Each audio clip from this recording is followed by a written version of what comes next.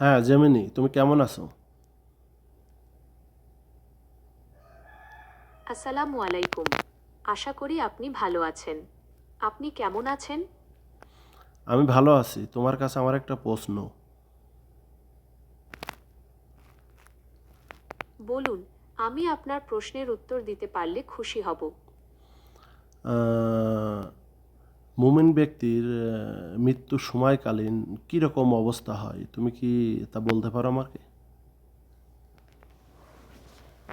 একজন মুমিন ব্যক্তির মৃত্যুর সময় সাধারণত কিছু লক্ষণ দেখা যায়। যেমন কপালে ঘাম আসা, নাকের পাটা নরম হয়ে যাওয়া, পায়ের পাতা ঢিলে হয়ে আসা এবং শ্বাস প্রশ্বাস কমে আসা। এই লক্ষণগুলো দেখে বোঝা যায় যে মৃত্যু আসন্ন।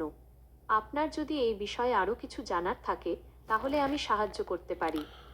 আচ্ছা, মুমিন ব্যক্তির যখন জানটা নিতে আসে তখন কতজন ফেরেশতা আসে? একজন মুমিন বান্দার রূহ যখন বের করা হয়, তখন রহমতের ফেরেশতারা তার কাছে আসেন। হাদিসে এসেছে, তারা সংখ্যায় অনেক হন এবং তাদের চেহারা সূর্যের মতো উজ্জ্বল হয়। যে ফেরেশতারা আসে মুমিন ব্যক্তির জানটা নিতে, তাদের প্রধান ফেরেশতার নাম কি, তুমি কি তা জানো?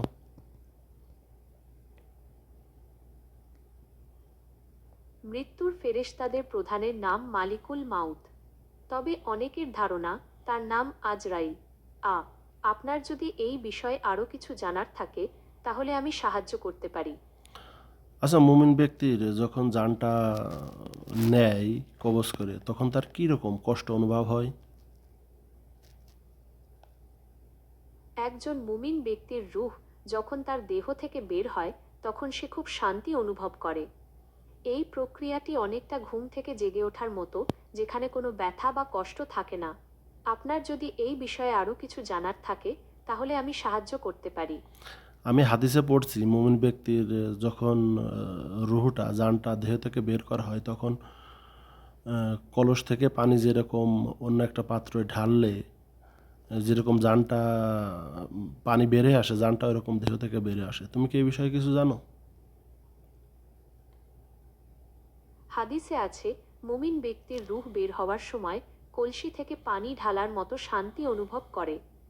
আবার কারো কারো জন্য এটা ভেজা পশম থেকে চিরুনি দিয়ে চুল আলাদা করার মতো কঠিনও হতে পারে।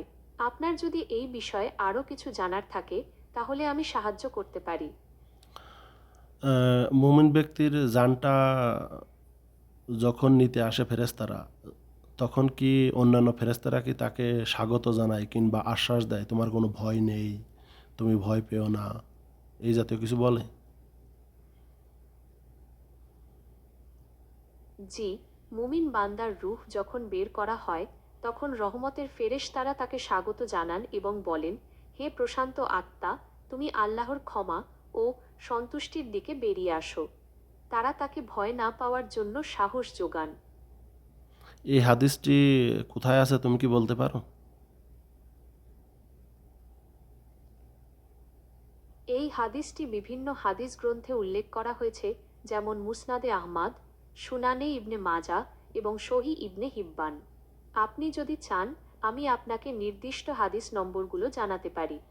তুমি হাদিস নাম্বারটা আমার একটু জানাও তো, যাতে আমি পরীক্ষা করে দেখতে পারি কিংবা আমার বন্ধুরা এটা পরীক্ষা করে দেখতে পারে যে হাদিসটা আছে কি।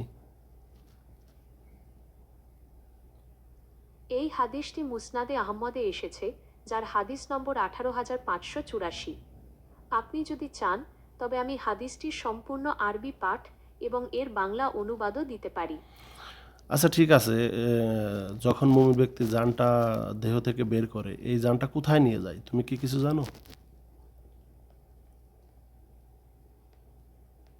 একজন মুমিন ব্যক্তির রূহ যখন তার দেহ থেকে বের হয়, তখন ফেরেশতারা তাকে ইল্লিনের দিকে নিয়ে যান।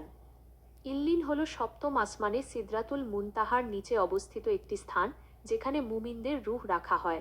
আপনার যদি এই বিষয়ে আরও কিছু জানার থাকে, তাহলে আমি সাহায্য করতে পারি।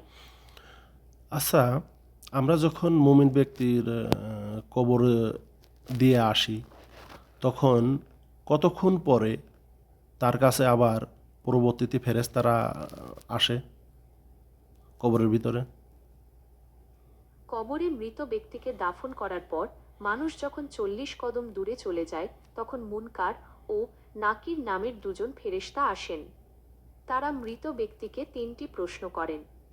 এই বিষয়ে আরও জানতে চান কি? হ্যাঁ, 3টা কি প্রশ্ন করে? তুমি কি কিছু জানো? হ্যাঁ, মুনকার ও নাকির মৃত ব্যক্তিকে 3টি প্রশ্ন করেন। সেগুলি হলো, তোমার রব কে, তোমার দিন কি, এবং মুহাম্মদ সাল্লাল্লাহু আলাইহি ওয়াসাল্লাম কে ছিলেন।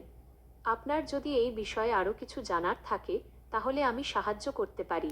মুমিন ব্যক্তি কি এই উত্তর দিতে পারে?